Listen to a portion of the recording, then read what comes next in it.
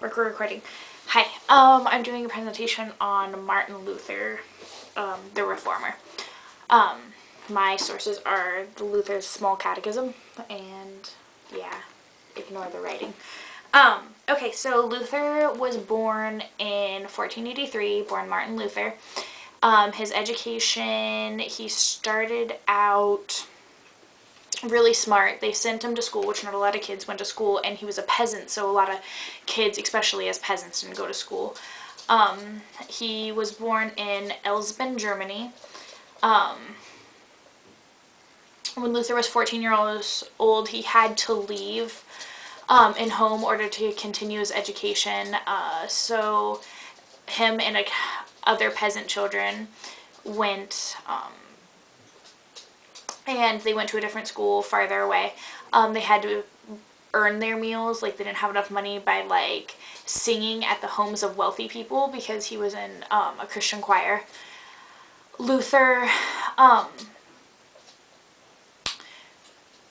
father eventually started paying for some of the expenses, so school got a little bit easier. He went to the University of Erfurt.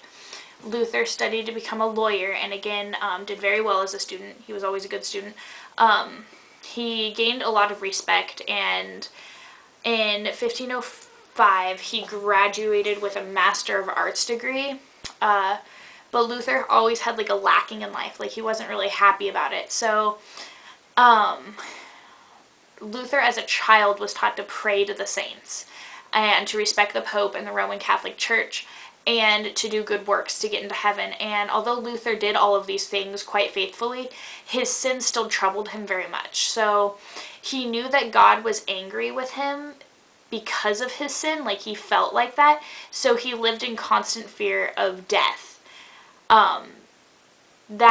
Like he was afraid that he would have to face terrible punishment after dying because of his sins, even though he was doing good works. And to find peace for his soul, he decided to enter a monastery and become a monk.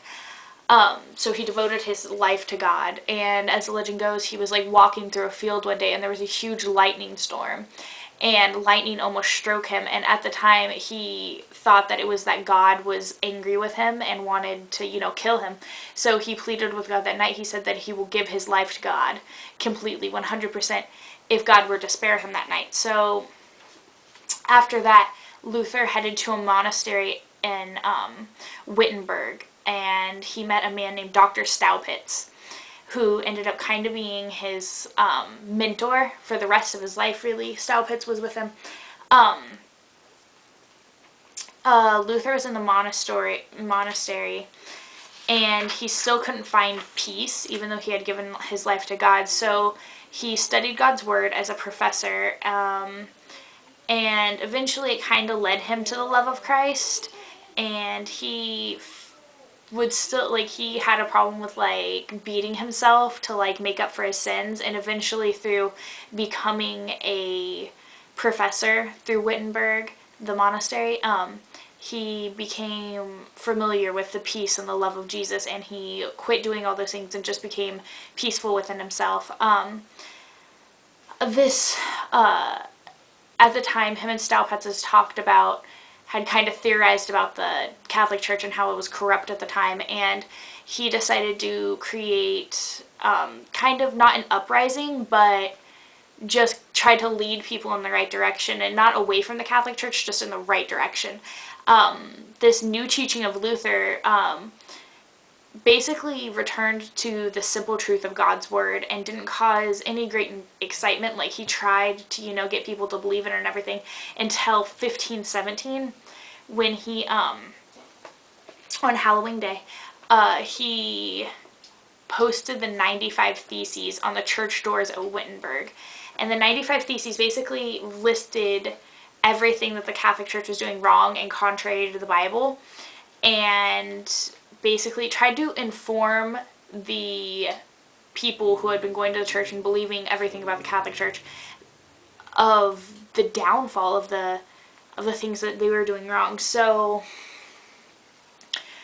finally, after a little while of this going on, this uprising, the Pope called Luther to come to him and talk to him, and they had what they called the Diet of Worms, and the Wartburg Conference, and basically they sat there and bashed him and asked him to, like, try to defend his theories and everything with everybody against him, and he sat there and he continued to go through the Bible and point out what the church had been doing wrong and everything. So after the Diet of Worms and the Wartburg Conference, that was in 1512, Luther returned to Wittenberg, and at the time, like, everybody pretty much, except for his followers, hated him, and the Catholic Church has turned a lot of people against him, and he had to hide at a castle in Wittenberg. And because he was hiding at the castle, he became a knight because he needed, like, a disguise. So he was like a knight at the castle, yet he still, acted Christianly, and he met his wife Martha and ended up getting married to her. They had children, and the last 20 years of his life, he wrote the Small Catechism, and he wrote the Large Catechism. He translated the Bible into German. His wife's name was Catherine von Bora, by the way, not Martha. I'm sorry, Catherine von Bora.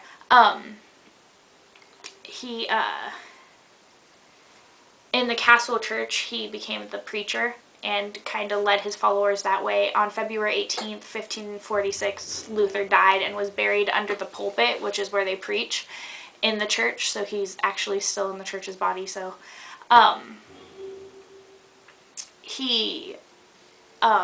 what probably his largest contribution, not only translating the Holy Bible into German, which was really big because during the time not a lot of people obtained the Bible or could read the Bible because it was still in Latin and Greek, and you had to have special schooling, and it was still not everybody even had a Bible. So he had the Bible translated into German, which made it a lot more accessible for a lot of people. He also made the Small and Large Catechism, which included some important things from the Bible, like the 10 Commandments, the Sacrament of Holy Baptism, the Sacrament of Holy Communion, the uses of keys and confession. It talked about the Lord's Prayer. It also had creeds in it, important creeds for people. So basically the Small and Large Catechism talked about, everything that the Bible, it kind of summarized the Bible and just things that every believer should, have on their heart, basically, that they need to, like, memorize and know, The use of the catechism is still happening today. Like, this is from my 7th and 8th grade class. I had to have this. So, he was the founder and creator of Lutheranism. Lutherans are very popular today, the Protestant religion, very close to the Catholic Church in a lot of ways, but steers clear of the Pope, and they don't believe very heavily in the necessity of confession. They regard communion the Eucharist it's very holy, like it's something that's not to be joked around with, but it's not the same as in Catholic Church where they believe that it's actually Christ's body and blood. Most Lutheran churches believe that it's just a representation, which is a key difference between the two. They also don't believe in praying to the saints. They believe that to go to God is the best way, like not to go through saints or through Mary. So the role of Holy Mary in the church isn't the same as in the Catholic Church. They also, there's differences in the Bible. The Pentateuch is not in the Bible, and that's about, I think it's around 5 or 6 books that were taken out, and are mostly history books, but also mention some things about Mary and the saints, and that's a key difference between the churches.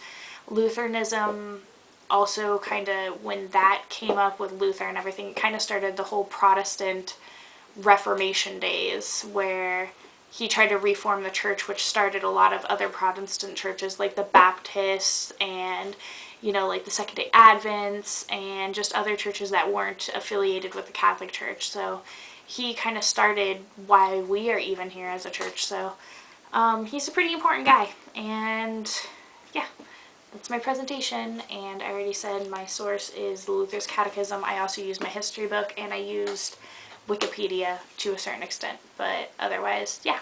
So, bye-bye.